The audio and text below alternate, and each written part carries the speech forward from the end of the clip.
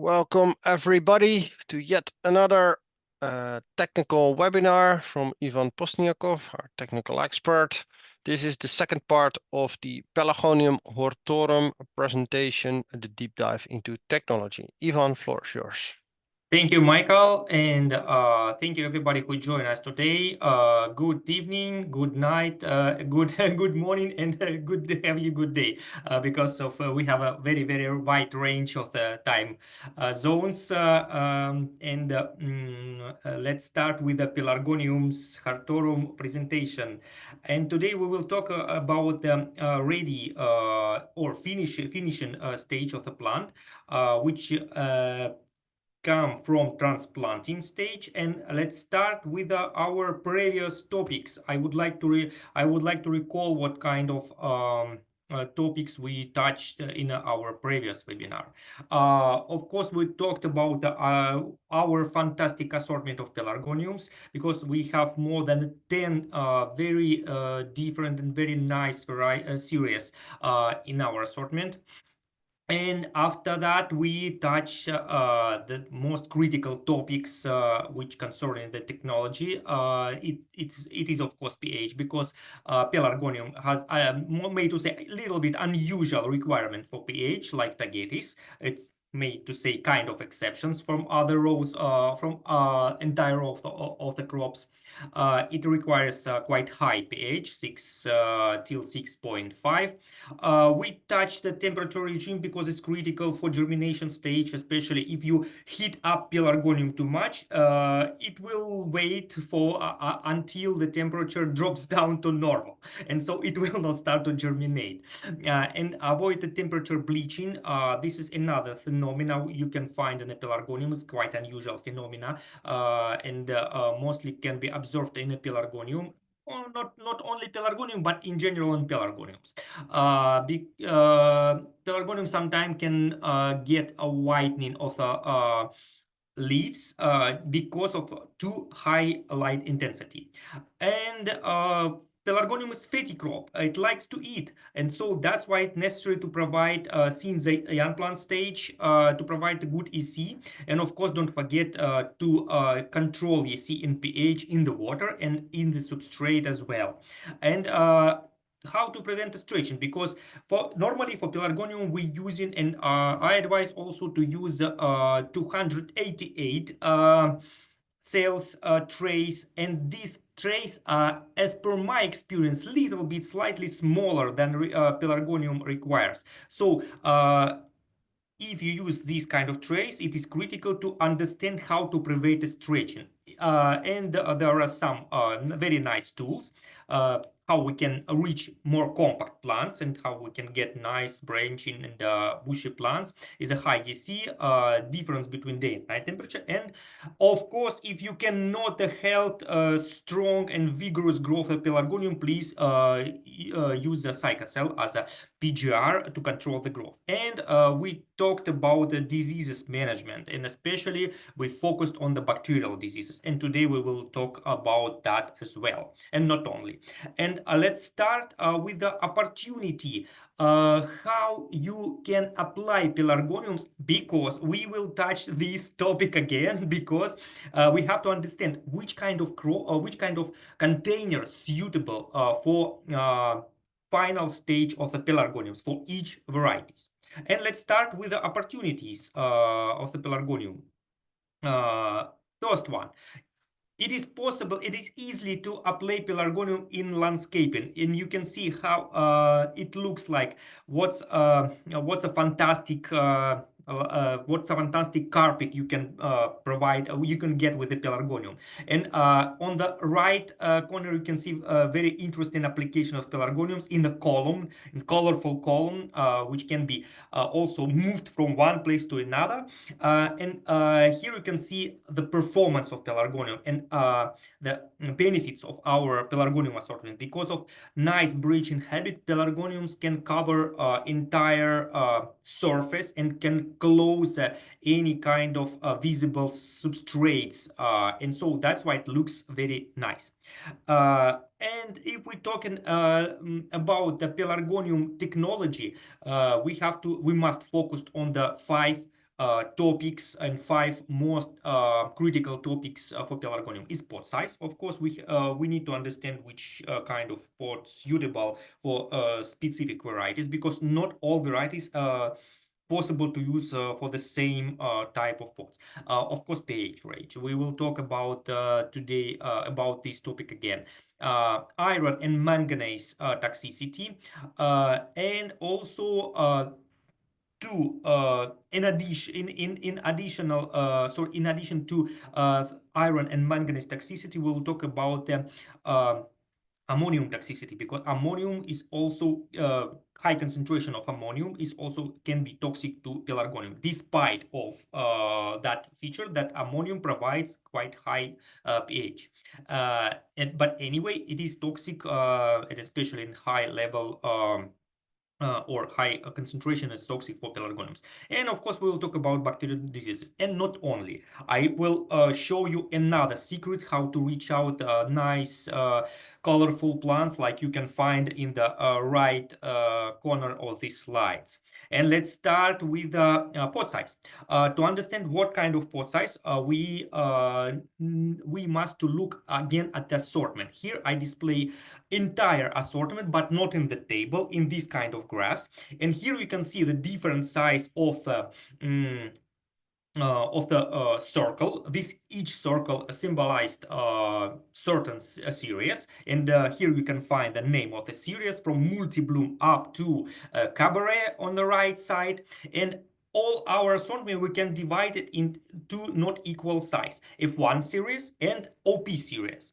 What's the difference between two series? F1 series, it is series which derived from the breeding between two clear lines, and F1 genetic provides very uniform and very stable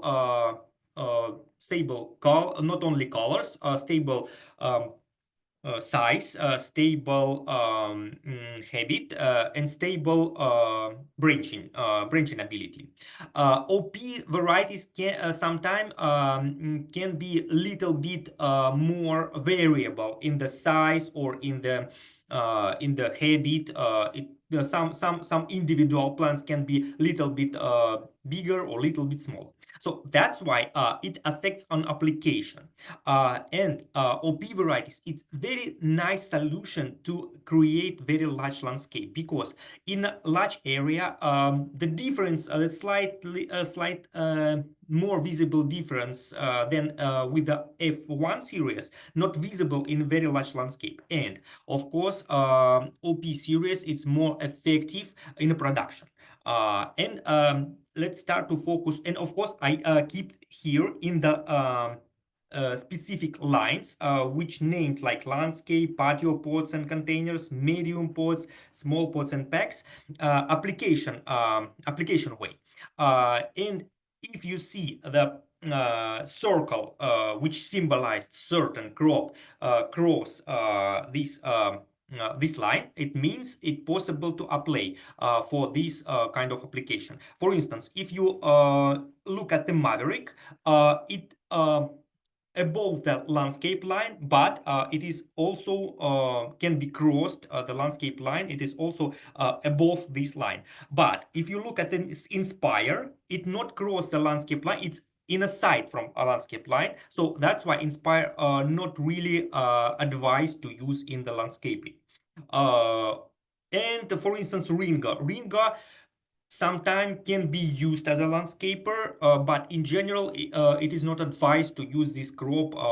It's not main crop, made to say, for landscaping application. And for other applications like patio pots, you can find, for instance, Horizon Shadow, Pinta Premium, up to till to Maverick, it's possible to use in landscaping. So these graphs can help you to understand the perfect application for each crop, and it will key for the reason how to choose the pot size, proper pot size. And of course, if you see here medium size pot like 1 or 1.5 up to 2 liters, you can find so many varieties can be applicable for these type of containers. And Of course, if it is difficult to understand, but as per my experience, the graph is more suitable to explain anything. But if you would like to, or if you want to be confident 100% in the application way, you can use this table, this pivot table. Here I collect all kind of containers suitable for each series. And here we can see, for instance, multi-bloom. Very suitable for large packs and small pot size. Or for instance, cabaret suitable for large, for different type of containers from large pack size. Up to 1 liter containers, and etc, etc. And of course, some of the series suitable for hanging basket as well. Please don't forget this kind of very nice, very for me attractive application of Pelargonium, as using it for to create a nice hanging basket. And let's start with the substrate. We choose a proper size of the container, as we need to fill this container with the substrate. Of course, when we're talking about substrate, the first and one of the main feature of the substrate is, of course, pH. When we're talking about the pelargoniums, when we're talking about maybe other pH sensitive crop. Of course, we shouldn't forget about the other substrate features or substrate properties, like porosity of substrate. Substrate should be porous. At least 30% of the airy agent should be present in the substrate. It is possible to use different type of airy agents, like a perlite, zeolite, vermiculite, as for many kind of crops. And for pelargoniums, possible to use cocoa chips, especially for the big container, because cocoa chips, it very easily to create very airy and good aeration for the substrate. And in this situation, the root of the pelargoniums, the new root of the pelargoniums, find a better media for their developing. And what kind of substrate components can be used for pelargoniums? Of course, traditional substrate components like a cocoa peat, peat moss, and wood fiber peat, or wood derived substrate. But the main question from many growers, is it possible or is it applicable to use for pelargonium natural substrate or vermicompost, or other type of substrate like rice husk, like cork? Yes, it is possible, but try to avoid add too many vermicompost, or try to avoid vermicompost in the substrate if it is possible, of course. But natural soil, it can be applicable. Rice husk also can be applicable, but please use the rice husk and vermicompost in a bit smaller rate than for other crops. And it is better to provide a bit more cocoa peat instead of in comparison of the other substrate components, because cocoa peat provides quite high pH, because it is initially has a quite high pH, and it is quite hygienic for pelargonium, because pelargonium is sensitive to bacterial and root diseases. The cocoa peat is very suitable component of the substrate. And here you can find 4 examples. It's just an example. You can apply it in a different combination, but please follow that rules. Reduce as much as possible vermicompost contains, and please reduce the rice husk, or rice husk compost, because rice husk has a low rather low pH level. It's suitable for other crops, especially for that crops which sensitive to high pH. Oh, sorry, which sensitive to high pH, requires low pH. But for pelargoniums, please reduce these kind of components. And of course, provide a phytosanitary condition. If you apply, I always advise, and this is good, very nice practice and very nice tool how to avoid any problems with the bacterial and fungal diseases. Of course, this is biological based chemicals like a trichoderma, like a bacterial based, like a bacterial thuringiensis or bacterial subtilis. Any kind of lines available, lines of these microorganisms available in market can be used to protect pelargoniums from fungal and bacterial diseases. And when to transplant? Another question. The ideal stage for pelargoniums is about 5 or 6 leaves, and of course don't forget to check the root system. The root can be should already how to say it, surround the should surround the piece of the substrate, and it should be well developed. If you see some kind of problem with root not developed so nice, it's better to give pelargoniums establish more stronger and more vigor root system, and only after this it is possible to transplant in the bigger size, because the root system is critical for pelargoniums. It's quite of course it's quite sensitive to any kind of fungal disease like a pythium, like pseudomonas, and any kind of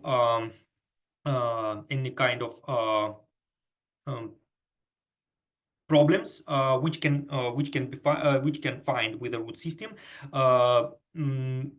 will better overcome with a good and well developed root system. But normally if you see the plants already reach up to 5 or 6 leaves in a plant, this stage mostly suitable for transplanting. And of course, not forget to use the table I displayed formerly to understand how many plants you can put in the big containers, because sometimes it is interesting to make a different type of products. For instance, for pelargonium, you can use a regular type of containers or you can use a bigger to make additional attention to your product, to make additional product into your portfolio and to entertain your customer, because sometimes customer likes big bold and vigor plants, so in a big pots. And what about other grower conditions? Since the pelargoniums get start to develop, temperature should be on the level between 21 till 22, but please keep in mind this is ideal temperature. Of course, pelargoniums can withstand against the 25 or even 30 degrees only in one case: if you feed pelargonium well. If you feed pelargonium well, it can develop in the higher temperature rate, because higher concentration of mineral elements, especially potassium, quite suitable for the pelargoniums, and to resist against the high temperatures. And of course, pelargoniums require quite high light intensity, and if you're able to provide quite high light intensity, it will be better, and you will receive more bushy and more vigor plants. Let's start with a fertigation of pelargoniums and what we have to keep in mind about the pelargoniums fertigation. Pelargoniums is very sensitive to iron and manganese toxicity. Excess of iron and manganese can cause these kind of symptoms, which displayed in the middle picture. Here you can see became a little bit bronze, and later on, after more higher excess of the iron and manganese, it can bring some of necrosis, even can bring some of necrosis in leaf. And why pelargonium requires, this is another reason why pelargonium requires quite high pH, because with a quite high pH in a level 6 till 6.5, iron and manganese not so available for the crops. So that's why if you provide the one nice tool, how to avoid iron and manganese efficiency or toxicity, it is provide high pH. Of course, water quality. Please check water quality before you start to apply the water, this water to pelargoniums, because high water can already can bear quite high concentration of the iron, because in some location it is can be critical, in some locations can be quite sensitive, and it can be found quite frequently, because some water sources already bear a lot of iron in the fresh water. And of course, content of fertilizer. Please check concentration of iron and manganese in the fertilizer that you apply to pelargoniums. If you will see that concentration quite high, or this type of fertilizer has a double duplicated concentration or double concentration of iron and manganese, please skip this type of fertilizer, because of course some crop requires a bit higher concentration, like for instance petunia. But pelargoniums, this type of fertilizer which is suitable for petunias and which can play very nicely for petunias, not suitable for pelargonium at all. Let's start with another topics which concerning to nice fertigation, and which give you a chance to feed your pelargoniums perfectly, is of course main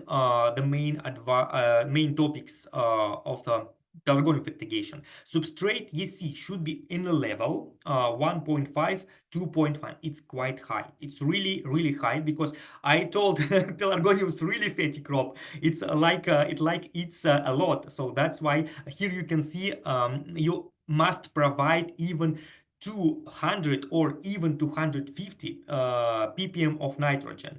This kind of concentration will rise water concentration of water solution already higher than 2.0. So you can imagine this is really high concentration, but with this concentration you will receive very nice plant with the flowers sustainable against the high temperatures, against the high light intensity, against the any kind of diseases, especially botrytis.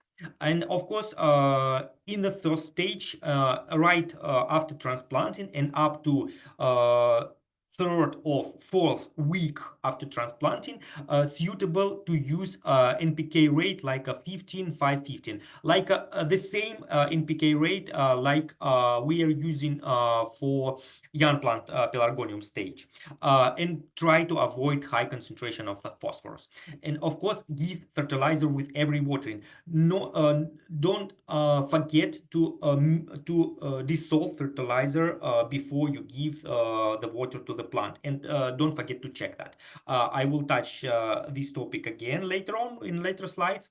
And this kind of if you follow up this kind of rule, you will avoid another problem, another secret of the pelargoniums. I will talk. I will touch about that later on. And of course, check iron and manganese concentration in the fertilizer. In suitable NPK rate after flower bud appears on the top of pelargoniums, it is like 15-5-25, 15-3-25, or 17, 5, 30. This kind of NPK rate we called generative, because this kind of fertigation will provide development of the flower bud and will provide good development of the petals. And with this type of fertilizer, with a higher concentration of the potassium, plant will bring more strong and more stirred petals tissue. And of course, the topics which we must to do. This first topic is not apply too high phosphorus for pelargonium. Avoid urea and never apply urea as a fertilizer for pelargonium, because as I mentioned formerly, pelargonium also sensitive to high concentration of ammonia. And ammonia appears since you add the urea into the soil. Bacteria will start to eat the urea and release the nitrogen in the as ammonia. And ammonia as a toxic compound for pelargonium can affect the roots and can damage the roots so quite fast. Never use clean water. It means, of course, give your fertilizer. It's the same, may to say the other side of the same rule I already talked about. Use fertilizer with every watering, and not use a dry fertilizer, because some growers and this is can be common, sometimes can be common habit. Some grower decided to apply the dry fertilizer right on the soil surface or substrate surface. Please not use this kind of fertilizer application. Always dissolve the fertilizer into the water.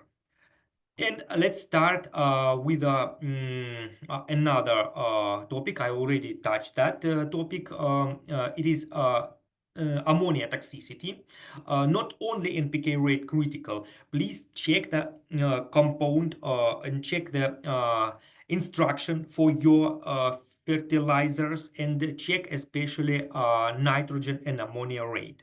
The best fertilizer you can apply is a fertilizer with a total absence of the ammonia. When the nitrogen presence like in the how to say it, in the form suitable for pelargoniums, like NO3. Of course, some kind of organic compounds can also bear nitrogen, but it normally released as ammonia. So please try to avoid also organic compounds or organic fertilizer to pelargonium. And of course, check again iron and manganese rate in the fertilizer. If you see it was doubled, it offers like a double concentration, please avoid this type of fertilizer. And let's go to the example how we can apply and what we can what kind of fertilizer and when we must apply to pelargoniums. Here in this table, you see table divided into part left and right. From left side, you can see NPK rate displayed in a blue font. In the right side, you see NPK rate displayed in the red font. Red font I used to show you when, approximately, when we have to start apply generative NPK. Normally, it's happened in the middle of the crop. So, for instance, since the 4th of mid of 5th week, we have to switched from vegetative fertilizer to generative. Even sometime pelargoniums, since that time, pelargoniums even hadn't yet flower bud. But these kind of fertilizer will promote and will help to pelargoniums to develop flower bud and to initiate flower bud as well. And please not forget to apply the calcium and magnesium together with a watering solution as well in the same concentration. Because normally organic NPK fertilizer usually lack of the calcium, and sometimes it can bear magnesium, but it normally hasn't calcium in their compound. Please not forget to apply calcium and magnesium. And here you can see, since the mid of the crop schedule, it is necessary to apply calcium and magnesium quite frequently, maybe one time a week, or sometimes it can require every fourth or fifth watering. But since the mid time of the uh, plant development, we have to decrease calcium and magnesium application, and or frequency of application. And since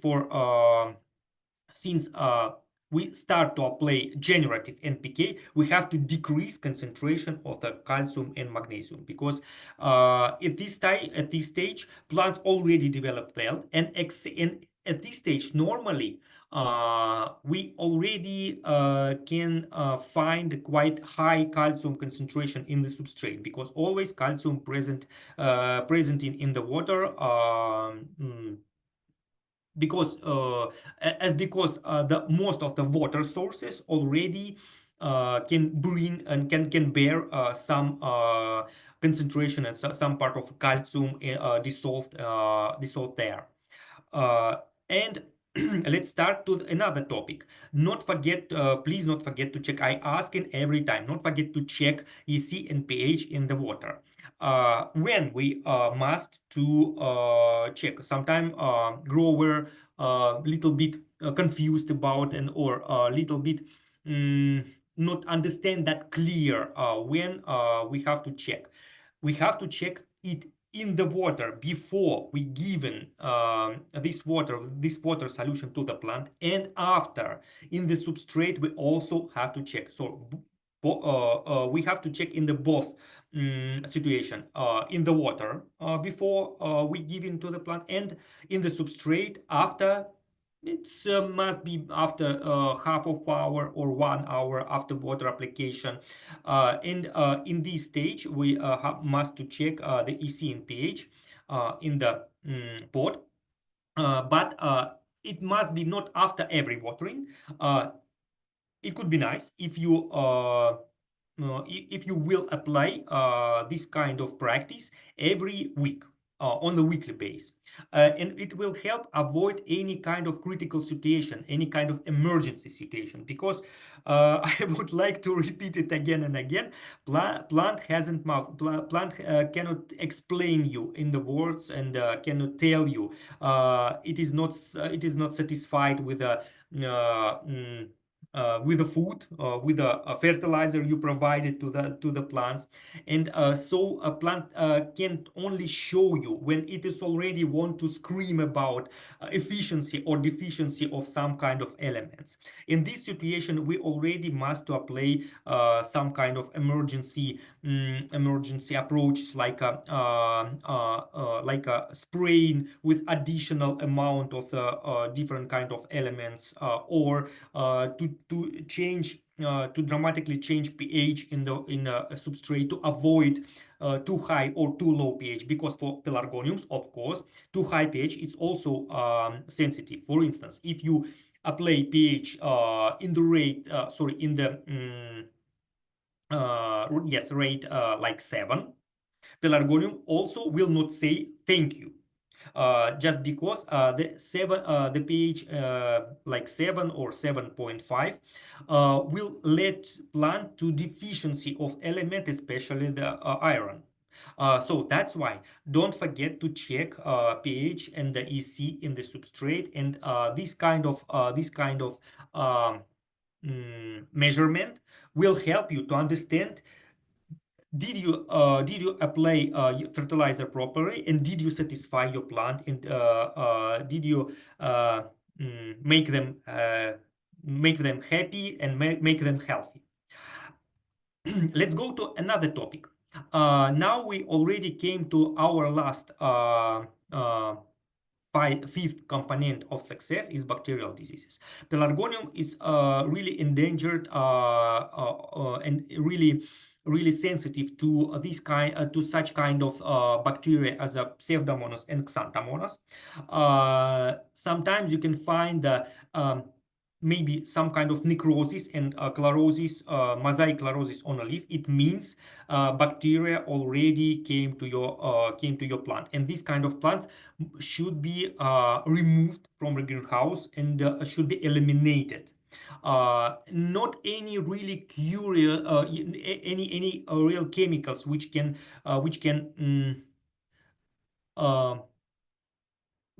help you, or which can really cure these infected already plants that already infected by bacteria.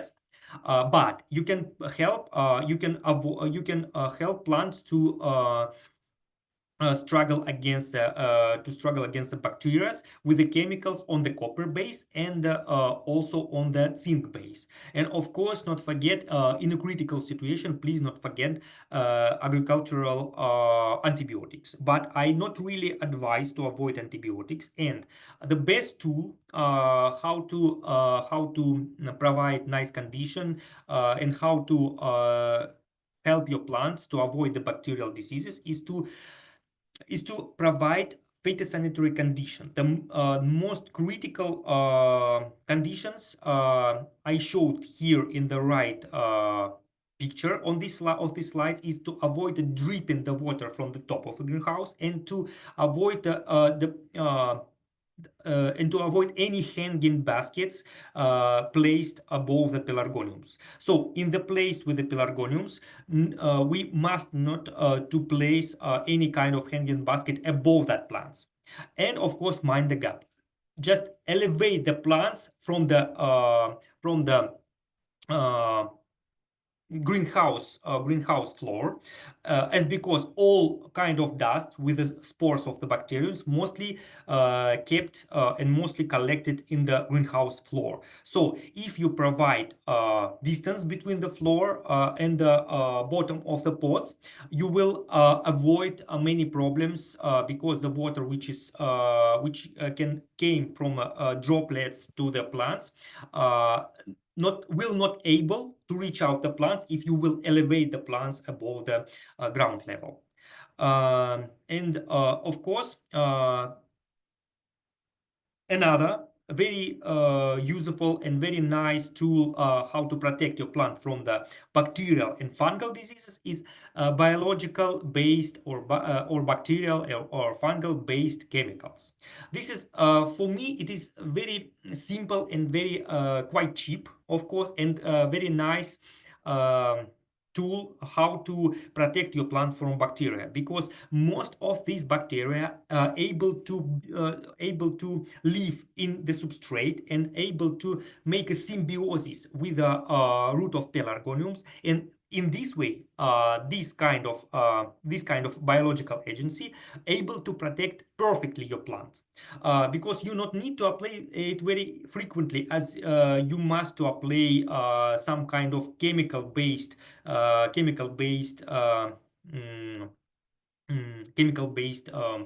compounds. As because the bacteria able to live in the substrate, and as because of bacteria and trichoderma able to make some kind of symbiotic interaction, and it makes collaboration with the plants, with your plants. So you will provide the best partner to your plants to protect them from bacterial diseases. So that's why I like this kind of bacterial this kind of chemicals based on the biological agents. And let's go to the another diseases of the pelargoniums in the final stage, when the plants already get matured. The this kind of diseases like a pythium is not really critical for pelargoniums, but for pelargoniums will be critical botrytis and rust. Rust is may to say the new for us. We didn't touch in our webinar session this kind of diseases, and rust it is specific parasite of the pelargoniums because rust is not facultative, infecting agent for the plants. It is really really strong and really really specialized parasite of the pelargoniums, and against this kind of disease you're able to apply at least three type of chemicals on the base of on azoxystrobin, on the based on combination azoxystrobin with a ciproconazole, and of course mancozeb. And especially these kind of chemicals on the base of the mancozeb can be used as a protective chemicals. And please not forget that bacterial based chemicals can be combined with a normal chemical, with convenient chemicals. For instance, based on the mancozeb, it's not really sensitive. Trichoderm is sensitive to that. So if you apply these kind of chemicals, and if the chemicals rinsed and came to the substrate, it can be injured trichoderma. But bacterial-based chemicals, biological chemicals, not sensitive to this kind of compounds. And as because it can be a perfect solution, and it can be used in combination with the normal or convenient chemicals. And now I will talk about disease, but this disease is not came from infection. This disease is physiological. Sometimes in the pelargoniums, a grower can find these kind of things or these kind of symptoms like displayed in the right picture. Here you can see the small wounds, or sometimes it can be swollen, and later on, after it start to swollen, it can be dried out and can bring these kind of wounds you can find in this picture. This kind of disease called oedema. Oedema is not bacterial and not fungal disease; it's physiological disease. That's because pelargoniums is made to say it is a daughter of desert, is a plant developed in the arid climate, or maybe semi-desert climate. It always wants to keep as much water inside their body as possible. If you provide too much water, pelargoniums cannot resist that, and pelargoniums try to save as much water in their tissue as possible. And they made to say that one of emergency excite is to let the cells little bit swollen, and this kind of swollen cells will provide these kind of symptoms. Later on, these swollen cells will be dried out when the relative humidity will drop down. And of course, this kind of physiological disorder can come after a difference of the relative air humidity, and it can found especially if you not able to provide normal ventilation for the plant, especially in the morning time. If you apply the watering in the morning time and not provide normal ventilation, and when the relative air humidity will rise up, you can find these kind of symptoms. Of course, the most sensitive pelargoniums to this kind of disease is ivy pelargoniums. But now we're talking about Hartorum or zonal pelargoniums. This species not so sensitive, but in extreme condition, in the really high air humidity, you can find these symptoms in the Pelargonium hartorum as well, in the Pelargonium hartorum tissue as well. And so, what kind of condition can lead to that to this kind of disease? Is of course too high relative air humidity, too big difference between higher and lower level of air humidity. Of course, in this situation, if you apply clear water, because clear water very easily to go inside the plant and very easily to make the cells to make the cells keep this water inside the vacuoles, inside the cytoplasma, and it can also bring these kind of symptoms. So that's why I really advise never apply clean water for pelargonium. I beg you not do this. And this of course too big alteration in the EC, if you especially if you apply in one watering too high EC and later on you will apply to low EC in the water. For instance, the difference can be 1 or 1.2. It also can bring these kind of symptoms. And of course, please keep in mind the water level or humidity level in the substrate. It shouldn't be overwatered, and it shouldn't be alternated too much between the watering stage and drying out stage. And let's talk about another, I made to say the final secret, how to easily speed up the blooming of the pelargonium. Of course, one of the tool I already talked about that is more higher concentration of potassium in the water solution. And the second thing, it's not really it will not take so many expense for that, but it's really helpful, especially in a short day condition, because of course some grower try to produce a pelargonium in more comfortable temperature time for that in the end of the year. But in the end of the year, since of October, in many regions we have a short day, and this short day condition will extend a vegetation stage of the pelargoniums up to first flower, but will appears in the plant tips. So if you provide only 4 kilolux, if you recall the normal kilolux, normal light level suitable for pelargoniums is 40 till 65 65 kilolux.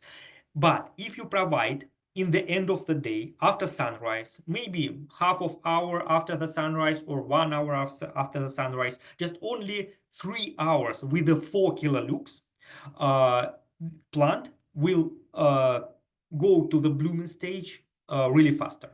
Of course, plants should be developed well. This kind of application works only in a short day condition, in general, in a short day condition. And it is not necessary to provide too strong light level. It necessary only provide 4 kilolux. So it is possible to reach out this kind of light level with a not really intensive and simple light like 100-watt LED light. It will not take too much electricity, and you not need to pay a lot for that. And especially this kind of because this kind of lamp available in any markets, and especially any how to say that common markets, not for the plant. It's not special. These kind of lamps are not specifically designed for the plant, so that's why it's cheap. But with this cheap solution, you can bring and you can help plants more easily to reach out the blooming stage, and you can speed up the plant quite effectively with this tool. In these slides, I would like to finalize our presentation, and here I display the entire schedule of the pelargoniums looks like from the sowing stage up to ready stage. This kind of schedule in general applicable for Pinta Premium. For some of crop it can be shorter, like a multi-bloom or like Inspire. It should be even shorter. And of course for bigger container it should be a little bit extended.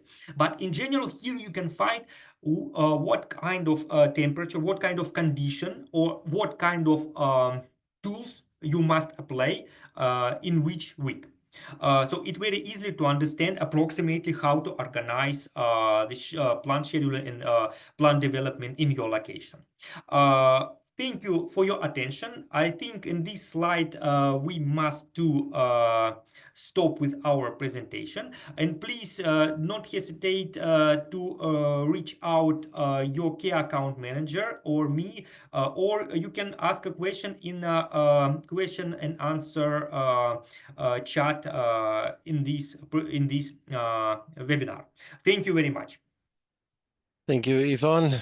Again, a very informative presentation. We learned a lot again.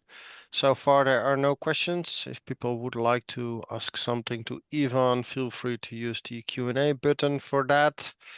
We will keep the line open for half a minute more to see if any additional question will drop in.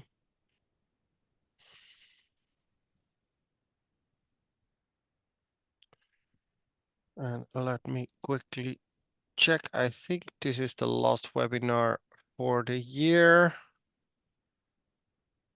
Yes, it is. So, but don't worry, we have a very impressive lineup scheduled for 2025 with many new webinars where Ivan will go into several additional crops. Really looking forward to that. So with that, I think we can end. So I wish you all happy holidays, Merry Christmas, and hope to see you all again in the new year. Ivan, thank you very much. Have a nice Thank day. you, Bye-bye. Michael. Thank you. Bye.